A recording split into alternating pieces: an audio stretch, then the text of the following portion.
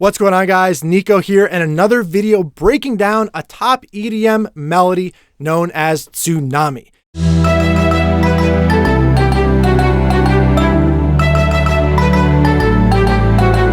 If you want to become a better songwriter and producer, I highly suggest that you watch this video from start to finish so you don't miss out on any of the songwriting tips I'm going to be giving you guys. Again, this hasn't been broken down anywhere else out there on the internet, so take advantage of this opportunity. With that being said, let's get to work. All right, so we're first going to go in, break down the melody behind it, how it was created, what made it so catchy. From there, we'll go into the chord progressions, and to follow, I'm going to go through all the production tricks to help you make your music stand out. Now, jumping straight into the melody, we see here that it's 8 bars, and in the song Tsunami, there's one melody that repeats over and over again, and it's this one right here.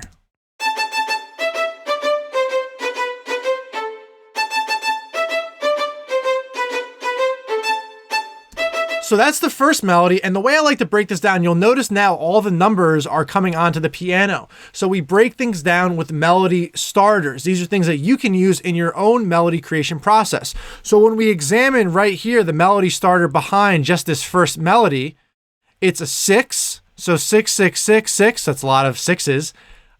We go into 2 3s and then 2 2s. So the first 8 notes in this 15-note melody are just 4 6s, 3s, and 2s. So if you have your keyboard in front of you,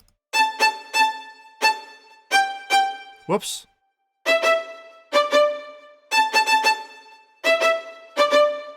Then in the second part of the melody, he goes 1, 7, 1, 6. That's it, guys. That is the melody broken down in a numerical, simple format on the piano for you to see here and play. And it repeats again here. And the cool thing about this melody is that you notice the movement of it. It has a really nice rhythm to it, number one. And number two, it goes down, da-da-da-da, and then bum-bum-bum. And then it just repeats over and over again throughout the song. And there's some filtering effects going on to keep it interesting. Now, the second part of the melody I find more interesting because there's more dynamic things going on. So if we look at it right here, we start again with our 6, and then we have 4 straight 3s. So you go 6, 6, and it goes to the 2. So your melody starter here is going to be 6, 6, 4 3s, and then a 2. And then we kind of have a call and response going back and forth because the second measure in this new melody, so he repeats it, basically playing it like this. And then he takes this section and he actually jumps it down on the piano. So when he's going here, he's going 6, 6, 6, and then 7, 1, 6. So you notice what Borges was doing and Dibs DVBBS was doing was they're really using the octave range because you're starting up here in the A and you're going to the A. So you start up an octave and then you go down an octave, right? So this is simple piano stuff. Now, he goes again, so we have this part, he plays.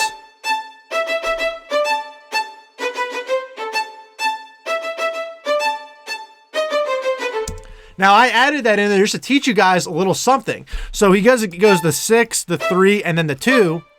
And then to end it off, what he does, he has 6 and a 2.5. So whenever you're in a major key, guys, like that's the C major scale and I've numbered it, 2.5 is actually a D sharp or an E flat. And you could sometimes throw in this 2.5 when you're creating melodies and it has that twangy country feel. Avicii did this a lot. So that's the melody, guys. That's the melody broken down. We got some call and response. We got some nice moving, some really nice rhythms. And then from there, I created a chord progression behind it. So let me pull up the chord progression here and I will play it with my orchestra in the background and you can listen to them here. I got some nice violins going on.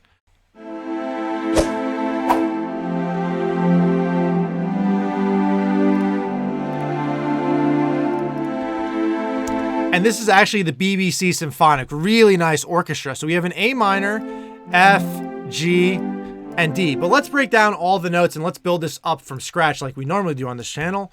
So we're going to start off with our root, which is going to be an A. And I'll pull up the keyboard again just so we can have it in front of us. Not sure where that is here. Oh, it should be up here. So we're going to start off with our root note, and I'll make this smaller. So we have an A minor chord, and we pull this up here. So to build an A minor chord, we just use the 2-3 strategy. So we go like here, 1, 2. And again, the notes in between, that's what the strategy is for. We then have 3, 1, 2, 3. And then we have an octave. So the D right here, we move it up 12 semitones. It's just a full chord. That's all it is. Moving from there, we go to an F. And we have a nice cluster chord here. And let me show you what a cluster chord is. So we start off with our F. And then we use the 1-1-2 strategy. So we count one note. One note. And then we go 1, 2. Notice the notes in between. One note, and 2 notes. But what we do here is we take this G and we jump it up an octave. Again, this is a nice trick that you can be using in your chord progressions, right? So that's what we're doing there for that chord. Then we go into a G, and this is actually just a basic G major chord. You take your root and you use the 3-2 strategy.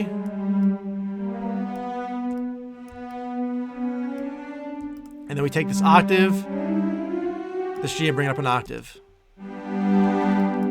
Fantastic. And then our last chord right here.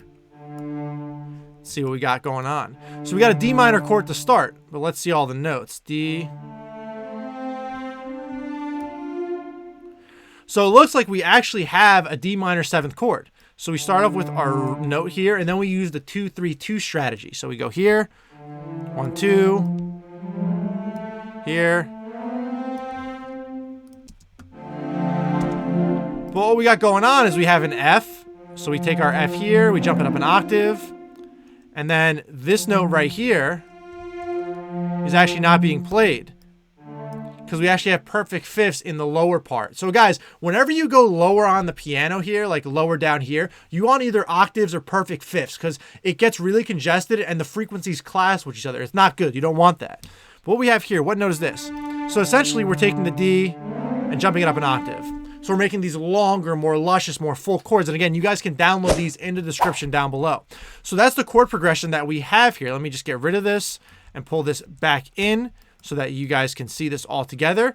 And what I'm doing is I actually panned, back when I had more of these and I froze them because it was crashing the file, I panned violins and strings to the right and to the left. So you can see here to the right and to the left. And then when you play them all together,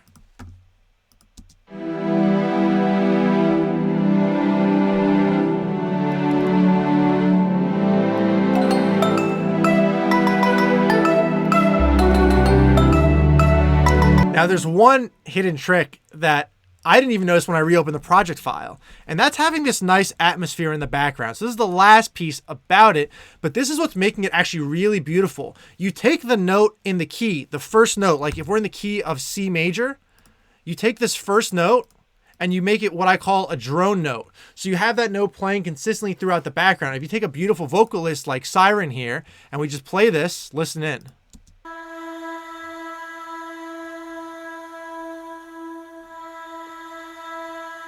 And I have this just playing in the background during this process, which is why it makes it so beautiful and so nice. And I have it actually panning using PanMan back and forth. So in summary, guys, it's actually not that complicated. When we broke down our melody, we broke it down into melody starters, keeping it simple, showing how easy it is to put it on a piano and play through it.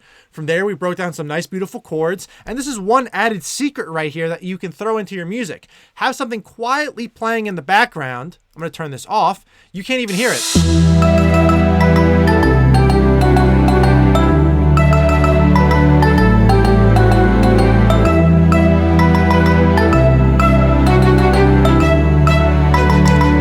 It's very subtle, but that nice ambiance and flow of it makes the project so much better. So I hope you guys enjoyed that video. If you did, like, comment, subscribe, turn on the notifications bell. Let me know what you guys want to learn next because I am here for you. I'm trying to make you better composers, songwriters, producers, and overall better people. So with that being said, I hope you enjoyed this video, and I will see you guys next time.